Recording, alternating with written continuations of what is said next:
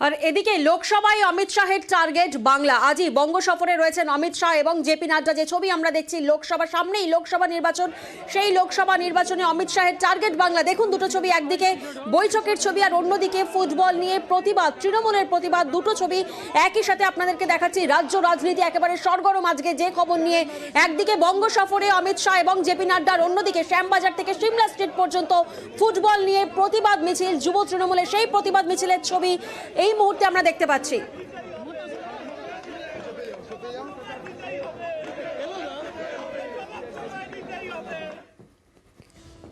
সামনেই লোকসভা নির্বাচন আর অমিত শাহের টার্গেট বাংলা। টার্গেট কি? 35টি আসনের টার্গেট। সেই 35টি আসনের টার্গেটের জন্য গঠন করা হলো election management team. Election management team Amit শাহের টার্গেট 35টি আসন, তার জন্য গঠন করা হলো ইলেকশন ম্যানেজমেন্ট টিম। অর্ণব এই মুহূর্তে আমাদের সঙ্গে রয়েছেন। অর্ণব, এই টিমে ঠিক কি কারা কারা রয়েছেন, কি কি চমক রয়েছে এই টিমে?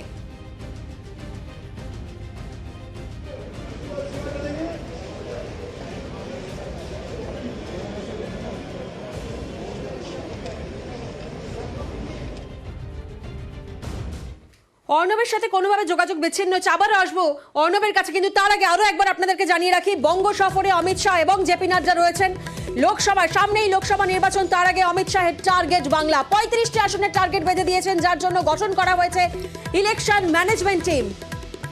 এবং সেই ইলেকশন ম্যানেজমেন্ট টিম কিভাবে কাজ করবেন, কারা কারা রয়েছেন এই টিমে, জানবো আমরা প্রতিনিধি অর্ণবের কাছ থেকে। ইলেকশন ম্যানেজমেন্ট টিম গঠন করেছেন অমিত শাহ। অমিত শাহের ইলেকশন ম্যানেজমেন্ট টিমে 15 জন সদস্য রয়েছে। যেমনটা জানা যাচ্ছে, লোকসভা নির্বাচনের আগে এই নির্বাচনী টিম কাজ করবেন, স্ট্র্যাটেজি করবেন। সেই স্ট্র্যাটেজির জন্য 15 সদস্যের ইলেকশন ম্যানেজমেন্ট টিম গঠন করা হয়েছে। অমিত শাহের ইলেকশন ম্যানেজমেন্ট টিমে নেই 4 জন মন্ত্রী।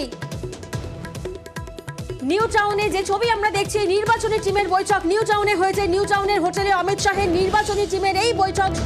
অমিত শাহের নির্বাচনী টিমে ভিন রাজ্যের কেন্দ্রীয় নেতারাও রয়েছেন বলে জানা যাচ্ছে। পাশাপাশি আমরা দেখছি যুব তৃণমূলের যে প্রতিবাদ কর্মসূচি ফুটবল নিয়ে, সেই টিম, সেই মিছিল পৌঁছেছে সিমলা স্ট্রিটের স্বামী বিবেকানন্দ বাড়ির সামনে। সেখানে মাল্যদান করছেন সায়নী ঘোষ, মাল্যদান করছেন। যে ছবি আমরা এই মুহূর্তে দেখতে পাচ্ছি, একদিকে যেমন 15টি আসনের জন্য নির্বাচনী বৈঠক, 35টি আসনের জন্য সামনেই লোকসভা নির্বাচন এবং তার আগে ভোট স্পেশাল 15 বাজলেন অমিত শাহ, সেই ছবি দেখাচ্ছে। এবং অন্যদিকে দেখুন, ফুটবল খেলে প্রতিবাদ তৃণমূলের, একই দিনে রাজ্য রাজনীতি একেবারে সরগরম বলা যেতেই পারে। একদিকে অমিত শাহ জেপি নাড্ডার বঙ্গ সফর, আর অন্যদিকে যুব তৃণমূলের প্রতিবাদ মিছিল, ফুটবল নিয়ে প্রতিবাদ মিছিল। যে মিছিল শ্যামবাজার থেকে শুরু হয়েছিল এবং সিমলা স্ট্রিটে পৌঁছেছে। এই মুহূর্তে সিমলা স্ট্রিটে পৌঁছে গেছে সেই মিছিল, যে ছবি আমরা দেখতে পাচ্ছি।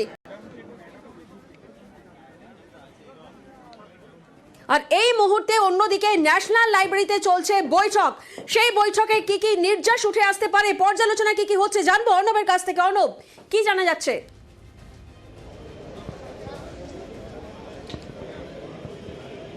দেখো, চলতি বছরের এপ্রিল মাসে বীরভূমের সিউড়ির মাটি থেকে 35 আসনে জয়লাভের টার্গেট দিয়ে গেছিলেন অমিত শাহ। এবং সেই এপ্রিলের পর আজ ডিসেম্বরের 26 তারিখ, এর মধ্যে 7 মাসের বেশি সময় অতিক্রান্ত। একাধিক পট পরিবর্তন হয়েছে বিজেপির সাংগঠনিক, বিজেপির অভ্যন্তরে, বিজেপির গোষ্ঠীদ্বন্দ্ব যেমন ছিল সেটা তো রয়েছে, সেটাও আর মাথা ব্যথা। পঞ্চায়েত ভোট হয়েছে, পঞ্চায়েত ভোটে বিজেপির সাংগঠনিক যে দুর্বলতা সেটা আরও চোখে আঙুল দিয়ে দেখিয়ে দিয়েছে। এই অবস্থায় যে অংশটাকে ছাড়া একটা নির্বাচনের ক্যাম্পেনে অল আউট ঝাঁপানো যায় না, তা হলো এই মুহূর্তে সোশ্যাল মিডিয়া। এটা কার্যত একটা অঙ্গাঙ্গিভাবে জুড়ে গেছে। এবং এক্ষেত্রে কিন্তু তোমায় জানিয়ে রাখি, কিছুক্ষণ আগেই তৃণমূল কংগ্রেসের আইটি সেলের যিনি প্রধান দেবাংশু ভট্টাচার্য, তিনি কিন্তু ইতিমধ্যে টুইট করেছেন এবং ইতিমধ্যে কটাক্ষের সুরে এই অমিত শাহের বঙ্গ সফর এবং আইটি, সোশ্যাল মিডিয়া, বিজেপির যে গ্রুপ রয়েছে তাদের এই বৈঠকে জোর দেওয়াকে কার্যত তিনি কটাক্ষ করেছেন। এবং তৃণমূলকে দেখে শিখছে বিজেপি, এমনটাও কিন্তু ঘুরিয়ে তিনি বলতে চেয়েছেন। এবং কার্যত তাদের যে স্লোগান খেলা হবে, এই খেলা হবে ডায়লগে কিন্তু পাল্টা দিয়েছেন তৃণমূলের তরফে আইটির সেলের প্রধান। এটাই হচ্ছে লড়াই। অর্থাৎ আগের দিনে বাড়ি বাড়ি যাওয়া, প্রচার করা, মাইকে প্রচার, মুখে প্রচার, সভা সমিতি, মিছিল, এটার পাশাপাশি সোশ্যাল মিডিয়া অত্যন্ত গুরুত্বপূর্ণ, সমস্ত নির্বাচনের একটা অন্যতম পার্ট হয়ে যাচ্ছে। সেই জায়গায় বঙ্গ বিজেপির আইটি মিডিয়া সেলের, সোশ্যাল মিডিয়া সেলের কি হাল তার হাঁড়ির খবর দিতেই অমিত শাহ নিজে এসছেন এবং ইতিমধ্যে বৈঠক শুরু হয়েছে এবং এই বৈঠক প্রায় 1 ঘন্টা চলবে।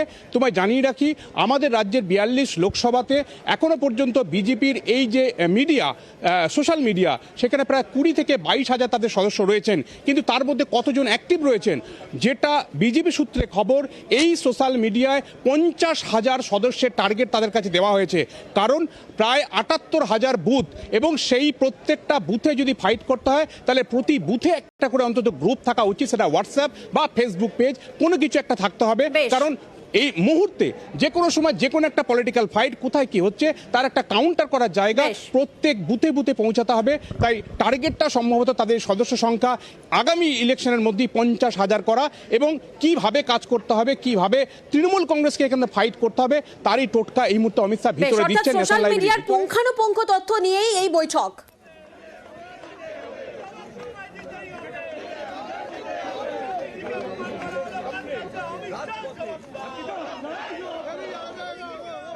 আমরা পাখির চোখ করে এগোচ্ছি, আমাদের 35টা আসন চাই এবং আমরা নিয়েই ছাড়বো। লোকসভার দামামা বেজে গেছে, হাতে আর 3 মাস সময়, সম্পূর্ণভাবে সমস্ত লক্ষ্য আমাদের পশ্চিমবঙ্গে। হ্যাঁ, নিশ্চিতভাবে এখন থেকে বেছে রাখলেন, ভরাডুবির পর ঠিক কাদেরকে দায়ী করতে পারবেন, না হলে তো ওটা হাওয়ায় হাওয়ায় থাকতো। এই 3 থেকে 5 জনের নেতৃত্বেই এটা ভরাডুবি কমিটি। 35 তো দূরের কথা, 3 থেকে 5 আগে পেয়ে দেখাক বাংলার বুকে।